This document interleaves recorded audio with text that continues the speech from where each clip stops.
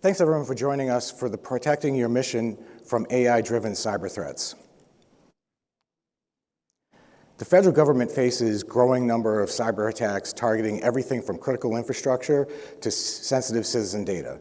While artificial intelligence promises solutions, it also presents unique cybersecurity challenges. Today, we'll examine the dark side of artificial intelligence cybersecurity.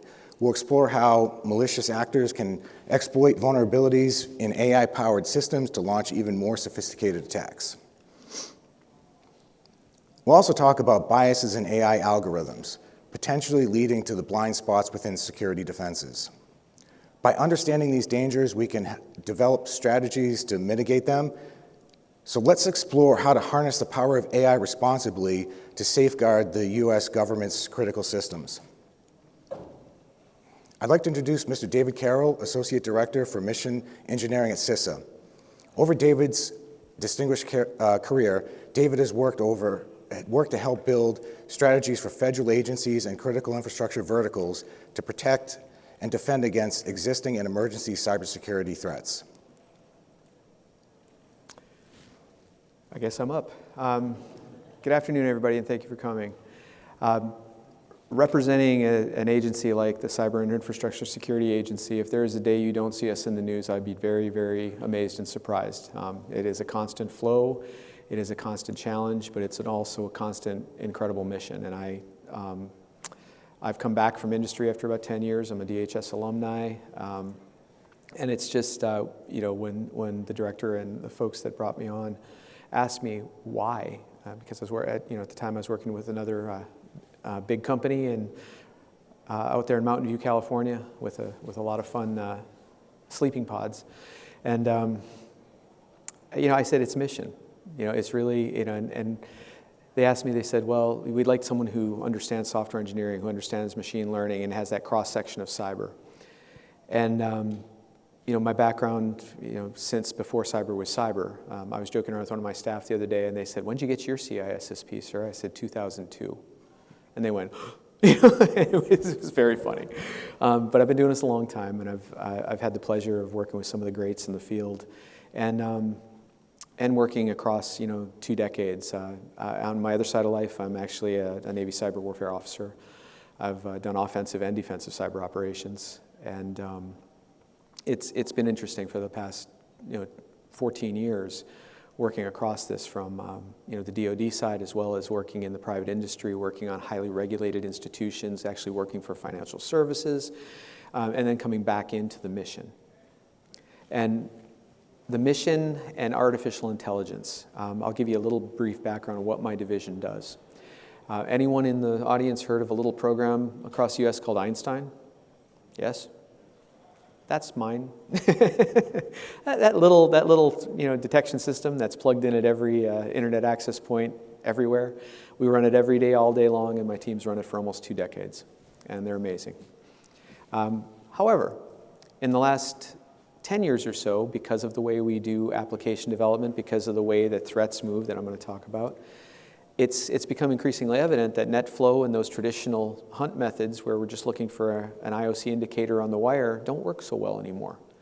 A lot of that has been driven because of artificial intelligence, because of and also been overcome by the amount of data that we have to take in as operators. It is an impossible job to try to look at this stuff, and if you've ever seen a threat hunt floor, it's very interesting.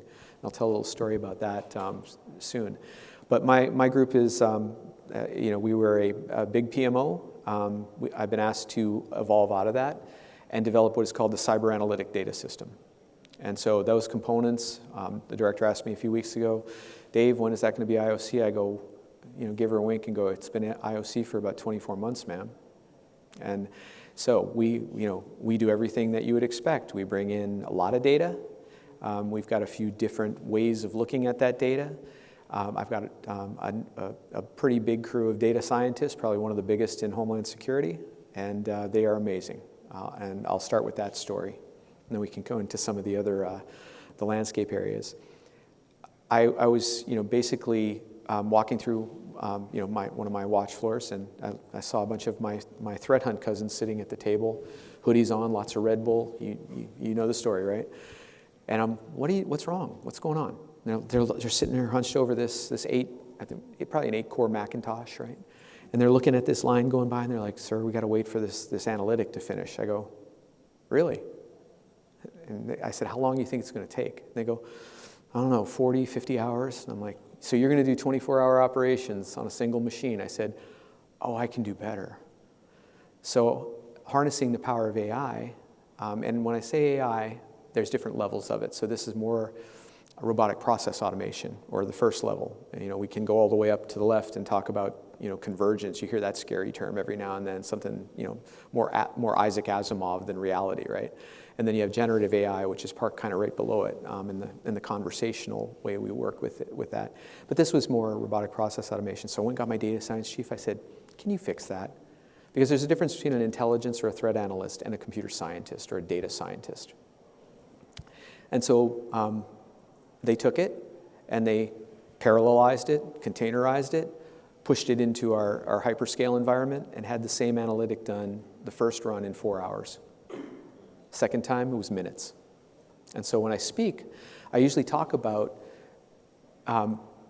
we are right now in the fact that we can take in a threat, and with our large language models, with the amount of data we have, getting to the landscape issues, we have an unusual amount of data that we collect, as you can imagine. Endpoint data from continuous diagnostics and mitigation. You guys have heard of that program. All the federal executive branch telemetry, a lot of state, local, and tribal telemetry, a lot of international partners sending us information. So you can imagine that's a big data feed. What does AI need more than anything to exist? A lot of data. And the more data you get, the more efficacy you get. And I love to show pictures of that real time, because everybody goes, I heard it again this morning in another venue. They go, "It's a black box." I go, "It's not a black box, it's math. Come on, let's just be realistic." and I like to show them that, because as I've become more educated from being a cyber operator, everybody goes, "Well, how does cyber really relate to this?" And I go, "Well, we've always been big data. We've been doing map reduction for a decade and a half. It's the only way we've been able to survive." And so, the great story there is we approach things, and we need that in the cyber and the security realm. We need that understanding. It's endemic to what we do. So I'm not really surprised or scared by artificial intelligence. I've watched my cousins in TSA and CBP doing computer vision for years. You all have been doing it for years too with I'm reaching in for my phone, but it's back there. But you go like this, and you look at that iPhone, and that is a form of artificial intelligence. It's a form of computer vision. It's doing high-speed vector analysis on all of these little points on your face. Or your thumb, whichever way. So, that's the only difference these days, cyber threat or not, is that the machine can talk to us. The machine can enrich itself. We don't have to monitor it as much. It's in that area where it can take the data, go and improve the model, and recurse through it. That's literally what a generative process does. So, the landscape today from a threat perspective. The same day I started at CISA last summer, Andrew Scott, who some of you may have seen sitting behind the director when she talked with General Nakasone and Christopher Wray a few weeks back. He's my colleague, sits in the office next to me, and he's our director of China operations. So, like anything else, whether it's looking at something that looks suspiciously like an F-35, only it has different markings on it, or any type of intellectual property, I refrain to use theft, but acquisition, lawful or not. I think AI is something that we're taking a lot of time in trying to understand. I don't think that inhibits us. I think it actually enriches us, because we're going to kind of know the guardrails. We're doing things at DHS. Secretary Mayorkas has stood up, a responsible AI, ethical AI, things that, because these things, when they get out of the cyber realm, can have big impacts. I'll give you an example of that. As we've been combating ransomware, We've been trying to look at the behavioral patterns of ransomware and try to put out things like what we call PRNI, Priority Ransomware Notifications. Anybody in here use those? PRNI? They're pretty cool. About 1,000 of them, I think 1,000 of them by the end of last year before I got here, and we just keep going. Why is that important? Well, because we got to look at a lot of data to figure out what the vectors are, and we actually use large language models to do that. We use AI to do that, and we give an answer back to our folks in vulnerability management that actually put out those notifications. And when I say it, it's right? We're trying to warn folks. If we don't, or if we don't provide a smart way to intake them, or we don't allow for maybe a generative AI bot to ask questions when someone asks if they're subject to this. The net effect could be, and a real world effect a few months back, was a healthcare consortium getting owned by a pre-ransomware and having to redirect ambulances. You guys saw that in the news, right? That's this close to loss of life in this country. And that's not technically warfare, right? Not, and there's a very fine line there, but it's darn close. We don't want folks dying because we didn't do the proper thing. We didn't give them the indicators we needed. So, the AI landscape, but how does that stuff happen? How did they get it there? When we talk about phishing or ransomware, all of them have a vector to get in, whether that is malware itself, and I'll kind of try to time box each of these a little bit. Malware itself in an AI environment, we used to have to deal with what we called polymorphic adaptive malware, right? Like you'd go in and I think the best example of this earlier in the decade I saw was we'd put malware into an environment, we'd look at it, and then we'd turn on the virus scanner or the counter malware protection on the endpoint. And you'd see as that stuff came up and that malware saw those processes, it would make a decision to start ratcheting itself down. So the cool thing back then was, how you fix that? It's a function of signal. So you just condense time. Because if it was expecting to have a nice little slope like this, and you basically condensed time, then it all of a sudden went loud, and we saw it real quick, and we could kill it. AI makes it very, very hard because it can process that data and take feedback on our systems as fast as it can adapt. So at the end of the day, what we're really talking about, and folks, this is where they're late. They give me the provocative stare. I would say we're probably a couple years out from machine-on-machine cyber defense. We do a little bit of it now, but we're very like any cyber or AI effect right now. It's indeterminate. Like nobody wants a drone making decisions on its own. Does it fly itself with a lot of telemetry and a lot of help? Absolutely. Does it make decisions by itself? Probably not. I think in cyber we're going to have to broach that pretty quick because we're talking about machine-on-machine effect. So when the machine changes that fast and can adapt, 1 million times per second, we're going to have something on the other side looking at it and matching up. What's the back end of that? It has to be a large language model. It has to be AI at that point. We're not going to have a choice. Does that make sense? Wow. And going right into generative AI. I'm a big fan. I'm having fun. Here's why. I'm an old school programmer, learned everything from when I was a little kid, Fortran, all the way up to putting myself through god-awful amounts of Python and R in the last 5 years. And I love it. However, when we talk about generative AI, I'm also looking at it as it is the evolution of the programming language. There's just a few articles coming out right now. One of them actually came out from Microsoft a few days ago that talks about the fact that Gen AI and large language models and AI and these AI models that can recurse are going to actually start writing the code for us. Everybody's shaking their head. You've heard that, right? So at that point, now you're defending the network machine to machine, and they're writing the code. Wow. So when we talk about what that means, and I think that's awesome because, frankly, I've seen every type of programming language, and it's tough, right? Because that's the deal is not, the efficiency there is not scary. It's what is the language gap? If anybody's gone to a foreign country and you've had a little bit of the language, but not enough, It's this clunky thing that you go through trying to get it done. And unfortunately, threat on defense, we can't afford to do that. So I don't really have a choice, but I look at it as a promise. I mean, my kids, they're like, ChatGPT said this. Okay.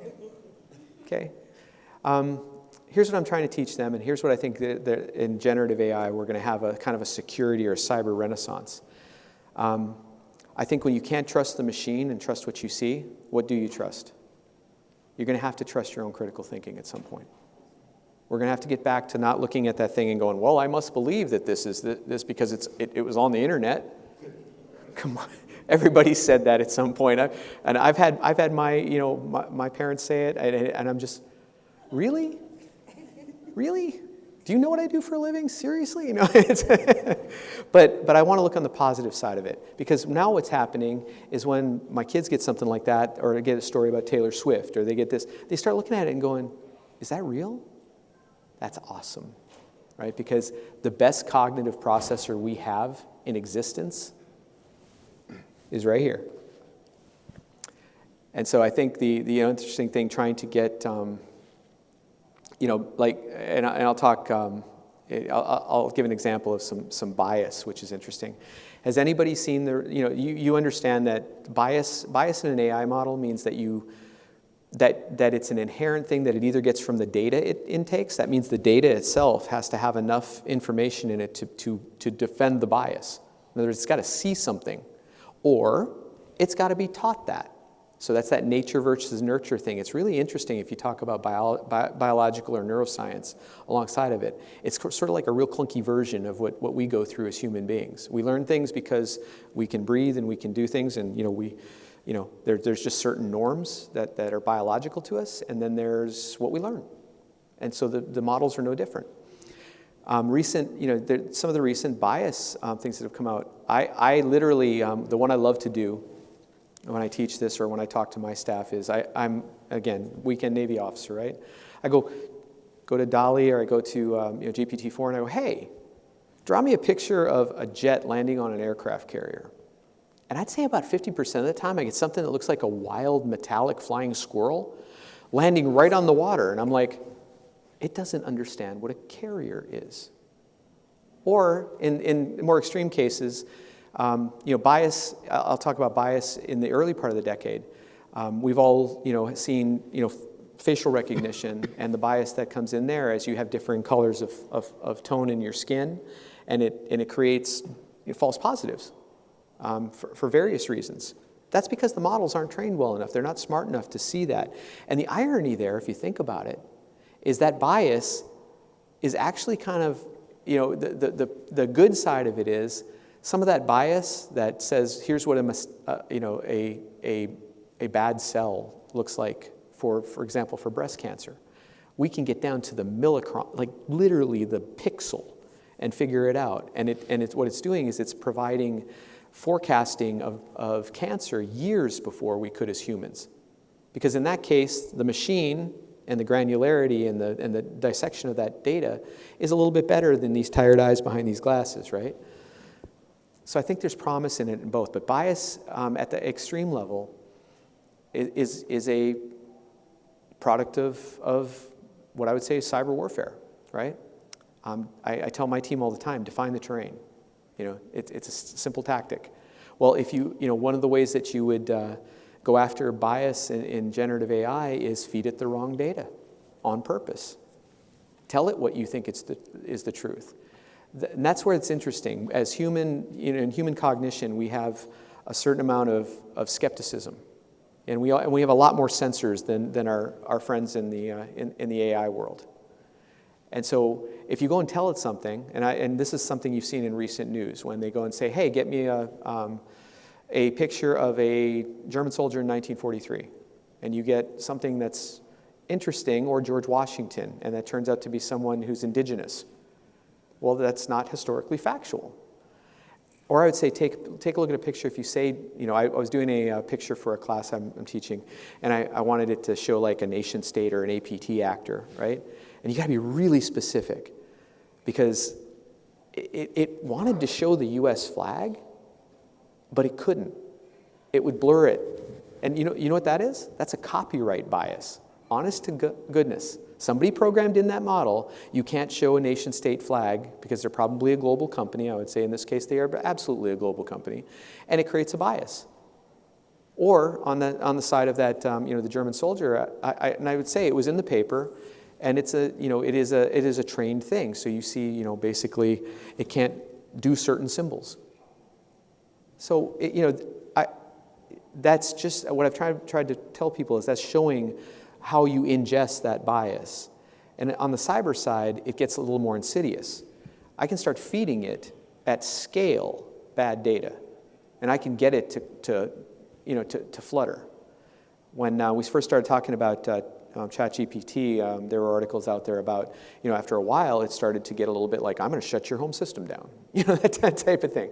That's snarkiness programmed in by programmers, right? Those are answers that it either looked up and found that in Reddit or gosh knows where, and added it. So the challenge of that, getting into pure adversarial work is to try to understand and control and have locks on bias.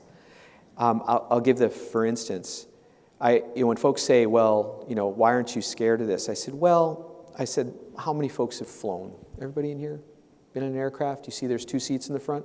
Yeah? The one on the right side is usually called what? Person with 3 stripes here? Co-pilot, right? So when we talk about Gen AI, how many have heard the term co-pilot? Just about every one of us, right? They're productizing it.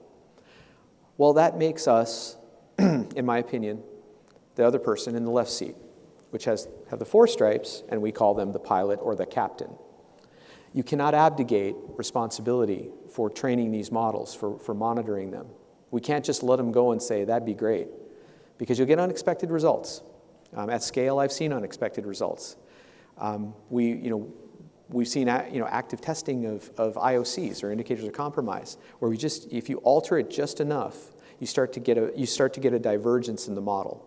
And how does that really manifest for a cyber defense operator?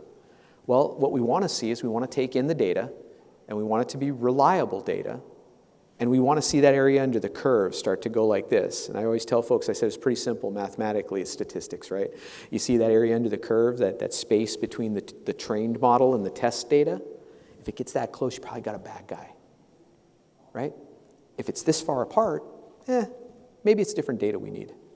What if it is the bad guy, but they were feeding you intermittent data that got that curve to come out? We've got a little ways to go before we can do those recursive checks in this. And I think that's on the side of ethical AI, building in those checks and balances, forcing that human to the keyboard is really important.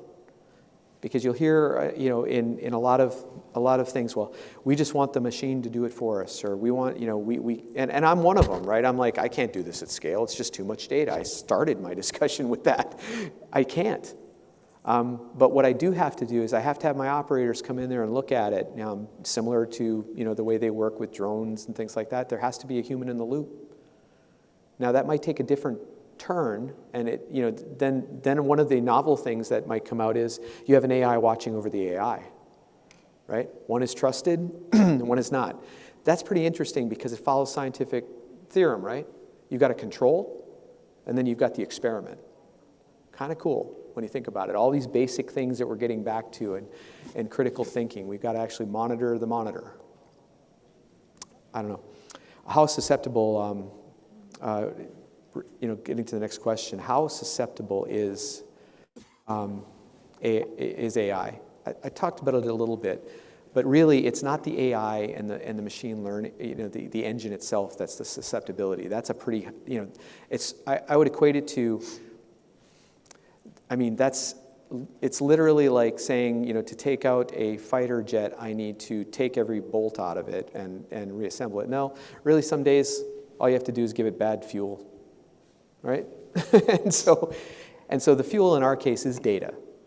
And again, when you go and get these results, I'll go back to my kids asking me, now they think I'm the constant authority on this. So, Dad, is this a right answer? I'm like, go do some independent work and figure it out, right? But they're even starting to kind of look at this stuff and scratch their head and go, and so what I'm saying is, like, one of the things I want to provide in my cyber analytic data system is the true lineage of the data. One of the things that's very helpful, whether you're AI enabled or you're doing it, on your own, is, intelligence professionals who are our threat hunters and our cyber operators want to know that that's a trusted source. Is that the file system that we were looking at? Is that log? Did we maintain chain of custody for that? That to me is all data lineage. It's data engineering, and there's even a practice around that. Making data go from bronze to gold. Has anybody heard that before? You got data engineers in your midst? They're starting to talk about this process of curating data, and you get to the end and you're like, okay. I think I've got it, and I've actually seen the results with that. Again, think of an adversary. What's the easiest thing to do? Well, why would I go and mess with the data intermittently when I could just, or why would I confound it? That might actually get detected. I'm just going to replace the whole data set, or I'm going to deny you the data set. So some of these things are really simple. They're not real AI on AI related, but I can understand where the threats will start to basically change into simpler things. I hate to say that, but I mean, sometimes, I'll equate it to another upcoming technology. When we talk about post-quantum cryptography, does anybody following that? So really what that means is we've got this big, crazy thing. You've seen a quantum lab, right? It looks like something out of a sci-fi movie. It's got hydrogen tanks, and you've got to get, to get those qubits to go through, you've got to have absolute, stasis. Well, what's the best way to make something that's really running perfect not work good? Throw something really chaotic into it, right? You got that reactor, throw a wrench in there and see what happens. And that's kind of where we're going with that post-quantum cryptography. Use current cryptographic techniques that are very random and very variable, and interject them into the quantum environment to counteract quantum processing. I can see the same thing going on with AI. We're starting to think about it the same way. How can you become more aware? I think I've talked a little bit about it. Use the cognitive processor you have. Trust but verify. When you look at an article or you get a response, I find the one that's really wild is chatbots. Has anybody been talking to a chatbot and didn't know it till the end? I have. I've actually gotten entire data sets back that were machined by a generative AI, and we looked at it and went, wow, this looks like it came from one of our partners. And we do tests like that to try to figure that out. It's incredible. The increase in threats will be, I'd say at a public level, it's obviously going to be misinformation. But that's going to span into things that you may not expect. That's going to span into images, videos. The Taylor Swift thing has come out already, right? Perfect example. I will say you can, if you don't just look at it on your phone and swipe, there's a lot of times that you can tell. I was showing a picture the other day, again talking to another group, and you could tell the eyes were just slightly off, or sometimes the picture's too perfect. There's something in our basic cognition as humans that allows us to go, that's just creeping me out. In the video game industry, do you know why a lot of these characters still look kind of too smooth and everything? Because they figured out cognitively that it really disturbs human beings when it looks too real. Like you play these games and you're shooting at each other and stuff, it really gets into your fabric. So I'd say let's use that for good. If you're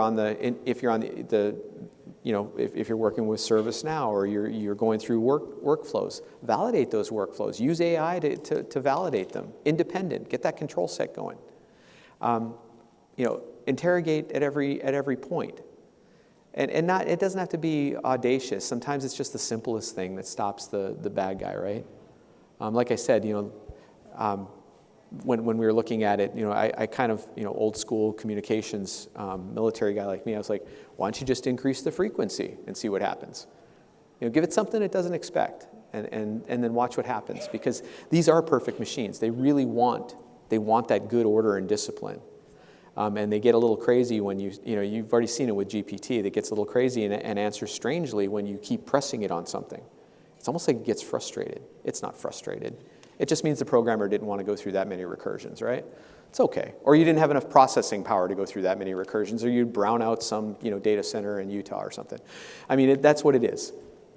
What will we be seeing an increase in? We'll be seeing an increase on polymorphic threats. We'll be seeing an increase in phishing, and the phishing will look so like. We're not talking anymore of the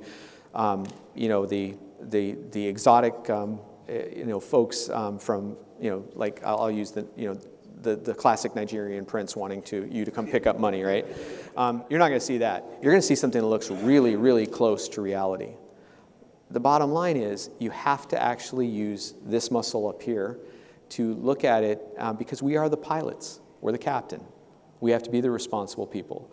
And I know everybody wants that silver bullet. I get asked about it all the time. Well, you guys are smart engineers. You do all kinds of large, I was actually talking to the director the other day, and she asked me what was good. And I said, I bent space and time today. And that was the story about the analytic. And she's like, am I going to have to take your clearance? What is going on with you? And then she realized, she's like, that is a cool story because we can bend space and time. The problem is, it's a very delicate operation, and you have to put guardrails around it, and you have to make sure. It took longer to curate that data than it did to run the analytic. And the difference in timing was really, we had control of the data the second time, right? We didn't know what we had the first time, so we had to go and clean and do all this, what us data geeks call ETL, extract, transform, and load. You'll hear your database folks telling you that all the time. It's just a fancy word for we got to clean the data up. And then we punched it into the machine, and then the second time was like, nah, we don't have to do that this time. And then all of a sudden the machine's like, ooh, clean data, I like this. It loves good order and discipline. So what I'd say is whether you're the human or whether you're a counter AI package, give it a little variability and see what happens. Now, over time, that's going to become more and more difficult. And the bad guys don't have the same rules we have. They're going to pull in data that, for example, PII data. They're going to pull in your family's privacy data if they can get a hold of it. They're going to pull in yours. They're going to come up and say, you work for DHS, and I need you to do this. And God forbid it's on my network. I mean, how many have done a phishing, corporate or otherwise, been subject to a phishing test? How many failed it? I have, and I am pretty decent at this. And so, what is that? That was just time and being tired that day. You look at it, and you kind of, click. It's the old do it, defer it, or delete it. Careful with that one, because then you get the big screen. Well, you failed this. Really? It's like, okay.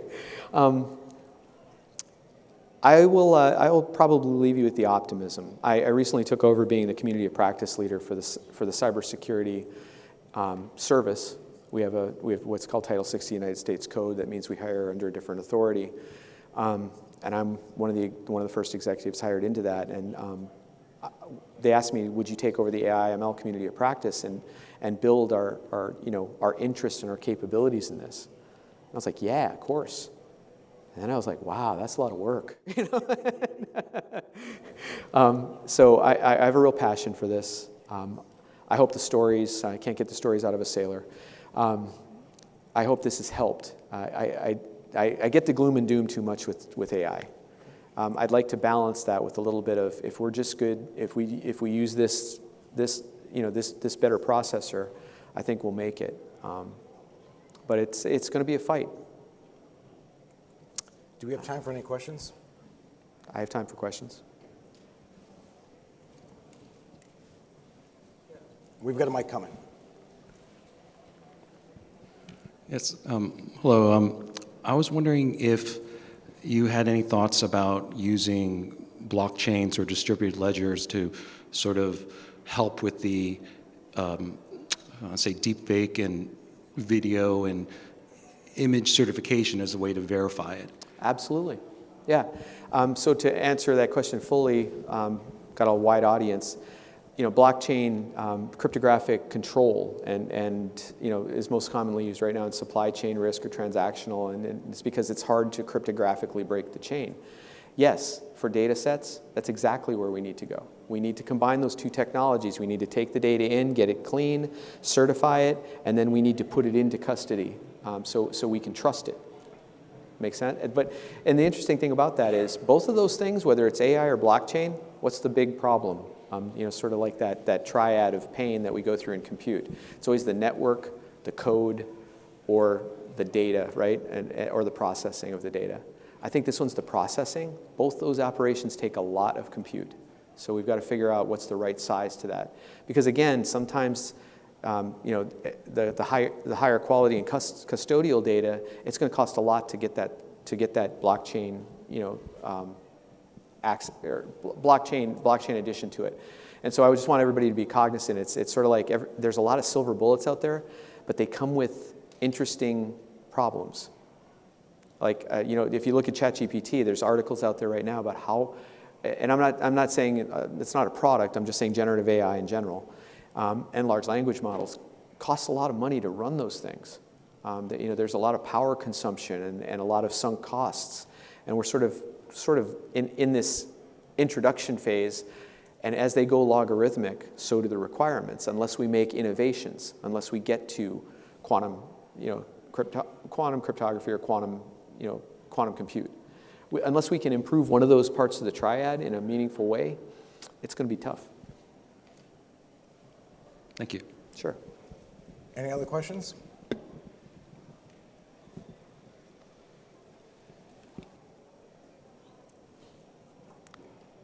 Everybody's happy now, and you want to pursue AI? Come on. So how do you set boundaries for different agencies sharing the same AI platform? How can you eliminate the intersection of those two AIs? So in the department, and I was talking to the CDAO folks on the DoD side, we have to have. They're starting to develop frameworks, and it's a little bit of security, but it's a little bit of quality. Like what are the and then you put proper walls around them. Sort of like we have PII controls now, or we have custodial controls over financial data. We're going to have to kind of be really smart about what is the use of that data, and that's all part of that ethical and controlled AI rollout. Again, I don't think the bad guys are going to be that bound. They'll take whatever data they can and make whatever they want. But on our side, we at a national level, as far as I'm, my role, and also if you see National Institute of Standards and Technology, or you see the White House directive, or you see what the DHS secretary is putting out about, we're gonna try to do the right thing for the nation, the right thing for the people. But it's kind of a really old school posit that it's always been about the data. We've never been really good at taking large data sets, classifying them, making them available, and making the information about the data reasonable. And so, we just throw it into a bucket, no pun intended, and hope for the best. And now we're getting into that, and that goes into things that you'll hear about, like zero trust, contextual-based access to those data sets. Why are they being used? Is this the proper AI use or LLM use? Okay.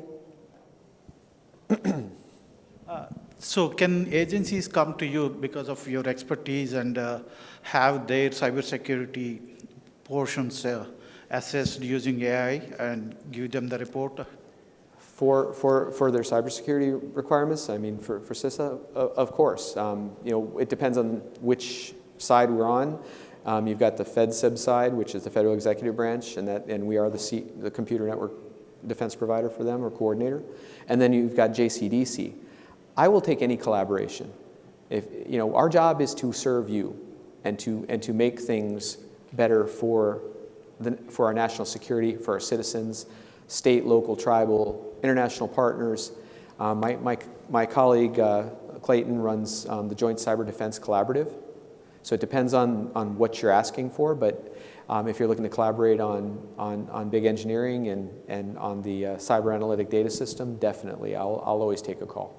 Yeah, obviously, it's going to cost a lot if you have to do it all by themselves. Yeah, let me talk about that for a second. So I'm just endeavoring into building this system out of what was Einstein now into what we call CADs.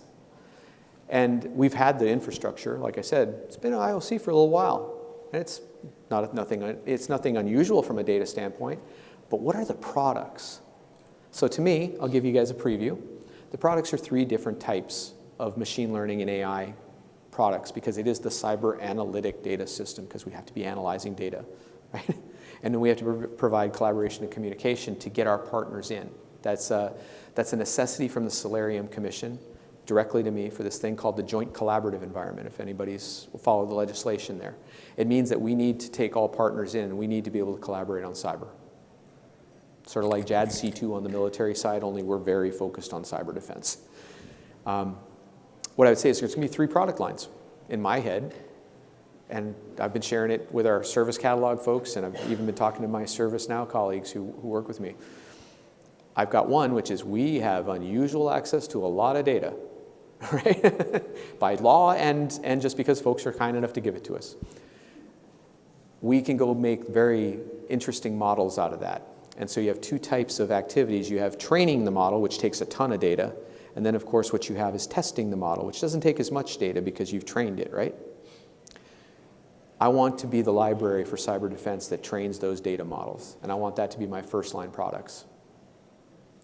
Then, if you can't do that, second-line product, I don't have the infrastructure to do that, Dave. I do. Come talk to us.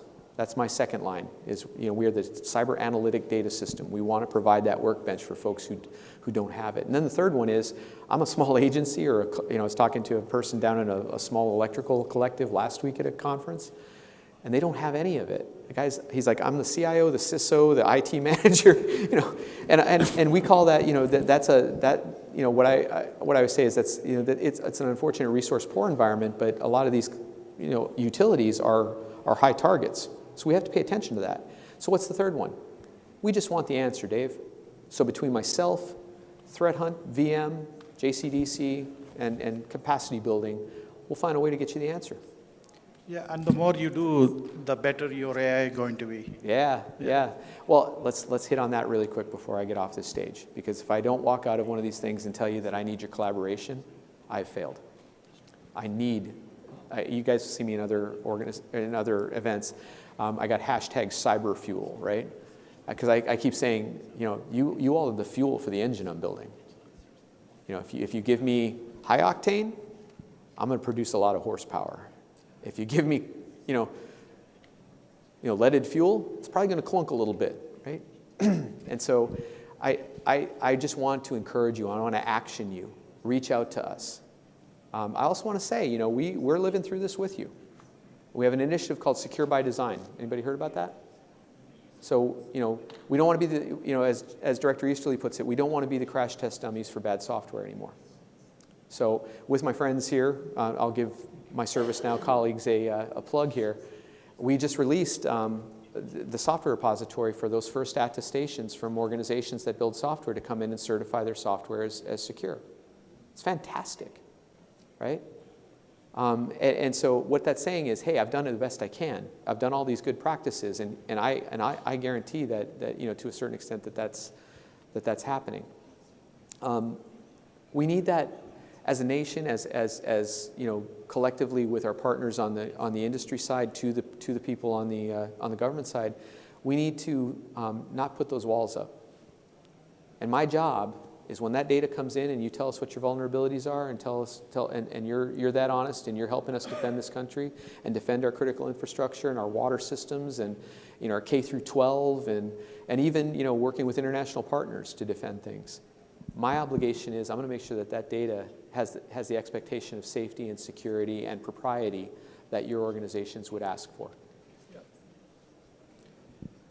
Thank you. Anything else? All right. I think you got one down there. I love this stuff. I'll sit here all day and talk to you all about it. Thank you for combing through all our data and making knowledge of it. One of the biggest challenges I see, so we have ServiceNows, we have Microsoft that are coming up with very secure environments for AI. Sure. But we know, and I was just at the Gartner Data Analytics Conference last week, a lot of organizations aren't going to get the governance that they need until way after they have their first incident, with AI. Right. So what, just in your organization, I'm sure people are playing with some of these technologies just like other things, and we just hope that they aren't playing with government data or things that are, but the stuff exists out there. What do you think, or what do you look at your part of the organization? You can do all the security training, everything out there, and people still don't click in their in their mind that this applies to them. How do we protect the government by making sure people are not going to all these free resources that are out there for AI versus using these secure platforms that are coming out? Wow. I should introduce you to my friend Bob Lord. He works with me. He's a Secure by Design guy. It's a hard problem. There's a couple of things that come to mind. The first one is just the old adage that you can't really patch humanity, right? We're a wild machine. We do things that are unexpected all the time.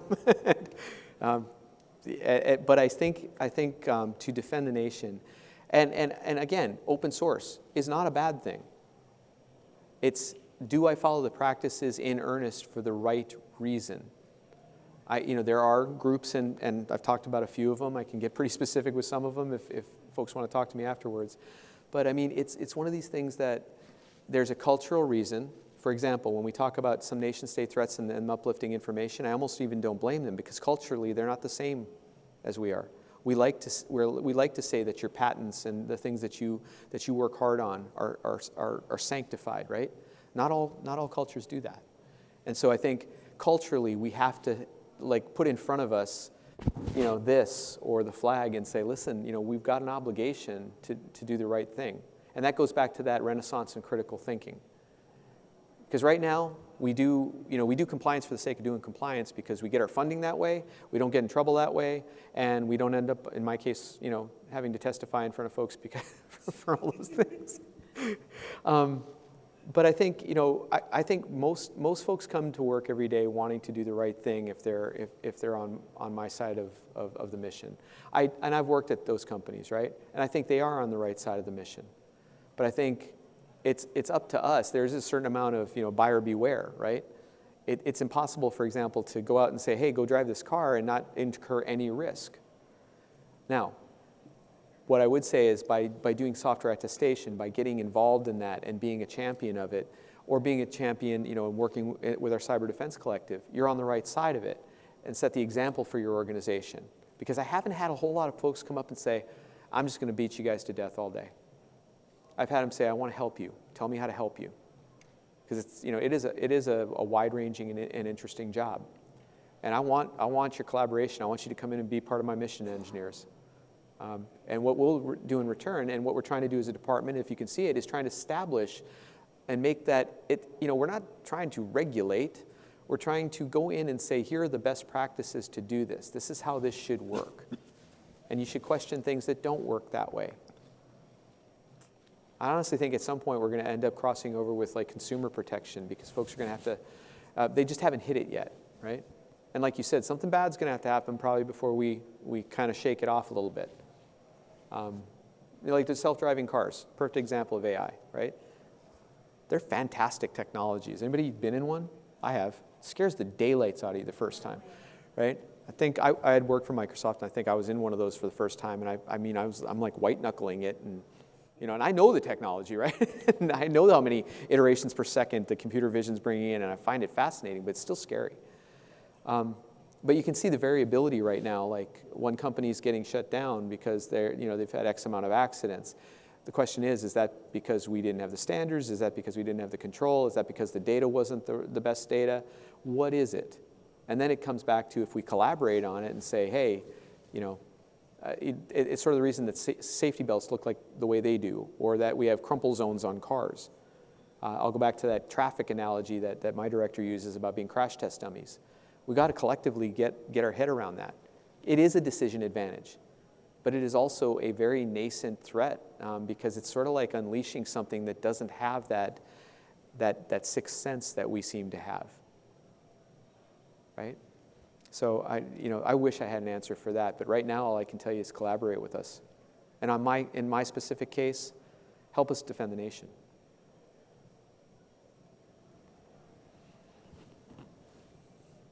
Thanks, everybody. Appreciate you coming out for this. And if you have any questions, we'll be around for a few minutes.